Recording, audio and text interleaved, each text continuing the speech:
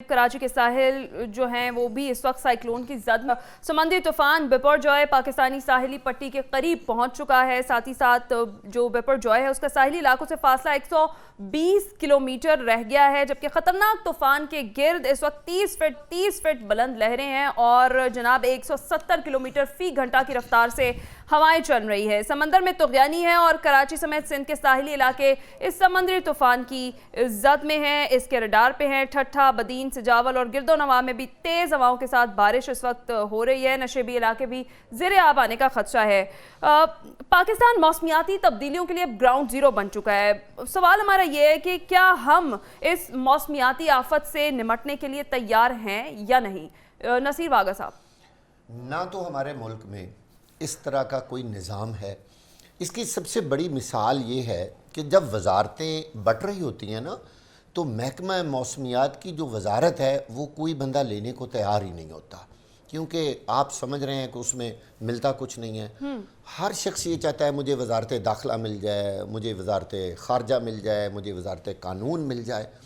اب دیکھنا یہ ہے کہ سیکورٹی سے زیادہ سیفٹی امپورٹنٹ ہے، یہ سمجھنا ہوگا، کیونکہ اب دنیا میں جو سب سے خطرناک چیز سامنے آ رہی ہے نا وہ ہے موسمیاتی تبدیلیاں۔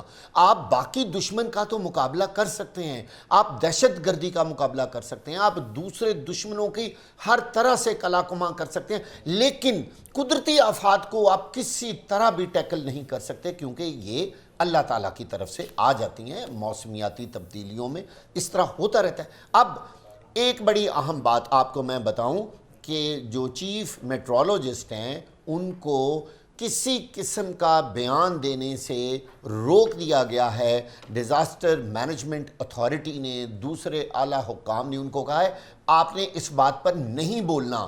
یہ کتنے بڑے سوالات ہیں اس پوری بات میں کہ اب آپ نے دیکھا ہوگا کوئی چیف میٹرولوجسٹ کسی ٹی وی پہ کسی اخبار میں اس کی جانب سے کوئی بیان نہیں آ رہا، ان کو بھائی تو پھر کون ہے جو پاکستان کو ان چیزوں سے آگاہ کرے گا؟ اور یہ جو روکنے کی وجہ کیا ہے واگا صاحب؟ میں بتاؤں، دیکھیں پہلی بات تو یہ کہ یہ جو سمندری طوفان اس وقت جس کا ہمیں سامنا ہے اس کی اطلاع پاکستان کے کیا آپ کا خیال ہے کہ یہاں کے نظام نے خود یہ ہمیں باہر سے ساری انفارمیشن آئی ہے کہ یہ ہونے والا ہے، اس طرح کا ایک بہت بڑا سائیکلون جو ہے وہ کراچی کی طرف آ رہا ہے۔ ہم کبھی بھی ان چیزوں کے لیے آج تک ہم نے اپنے آپ کو نہ تیار کیا ہے، نہ ہمارے پاس کوئی ایسا نظام ہے۔ اس کی ایک بڑی مثال یہ ہے کہ آپ کو پتہ ہوگا کہ آگ بجھانے والا ایک بہت بڑا ڈپارٹمنٹ پاکستان کے تمام شہروں میں موجود تھا۔ آج فائر بریگیڈ کے بارے آج سروے کروا لیں، کوئی گاڑی، کوئی بندہ، کوئی ہیلمٹ، کوئی ان کی کارکردگی تقریباً زیرو ہو چکی ہے، اور بڑے شہروں میں یہ کام 1122 نے سنبھال لیا ہے، لیکن چھوٹے شہروں میں کچھ بھی نہیں ہے۔ ہم آج تک کسی بھی آنے والے طوفان، یہ ابھی جو اسلام آباد میں جتنی بلڈنگز گری تھیں سیلاب میں، آپ دیکھ لیں کوئی بندہ اس کے لیے پہلے تیار نہیں تھا۔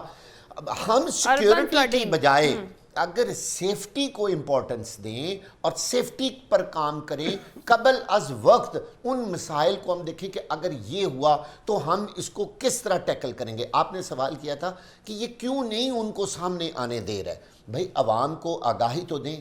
اب وہ ادارے یہ سمجھ رہے ہیں کہ اگر چیف میٹرولوجسٹ اس طرح ٹی وی پہ اخباروں میں آ کے اپنی انفارمیشن دے گا تو ہم کہاں جائیں گے، پھر ہم کس کھیت کی مولی بنیں گے؟ اور بھائی آپ کا کام تو صرف یہ ہے کہ جب کوئی اس طرح کی آفت آ جائے اس سے آپ نپٹیں۔ لوگوں کو تو قبل از وقت ان کو بتانے دیں کہ بھائی آنے والا یہ موسم ایسا ہے، گرمی اتنی ہے، سردی اتنی ہے، اب بارش ہوگی، اب آندھی ہوگی، اب طوفان آئے گا۔ یہ دیکھیں ادارے کتنے پرانے قائم ہیں، اور ان کی ہمیشہ جو پیشین گوئیاں ہیں وہ 98% پیشین گوئیاں درست ثابت ہوئی ہیں، لیکن اب ان پہ پابندی لگ چکی ہے۔ بجائے اس کے کہ ہم اپنے اس سسٹم کو، اس چیز کو ہم اپ گریڈ کرتے، اس کو بہت زیادہ سائنٹیفک طریقے سے سامنے لے کے آتے اور لوگوں کو ویل انفارمڈ رکھتے، وہ چیزیں تو ہم نے ختم کر دی۔ بھئی ہمارے ملک کے اندر بننے والی بلڈنگز کا وہ معیار، अर्थ को जितनी दफ़ा आया है हमारी बिल्डिंग्स इस तरह कोलैप्स कर गई हैं, आज तक किसी ने नहीं देखा। ना कोई बिल्डिंग की प्लानिंग है, ना कोई सड़कों की प्लानिंग है, ना कोई हमारी अर्थ के ऊपर जितना कुछ हम चीज़ें बना रहे हैं उसकी भी कोई प्लानिंग नहीं है।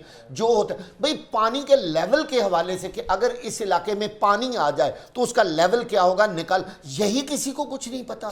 तो बड़ी बड़ी आफतों का हम अब कैसे मुकाबला करेंगे? अब ये ज़रूरी हो गया है कि हमें इस चीज़ पे तवज्जो देना होगी।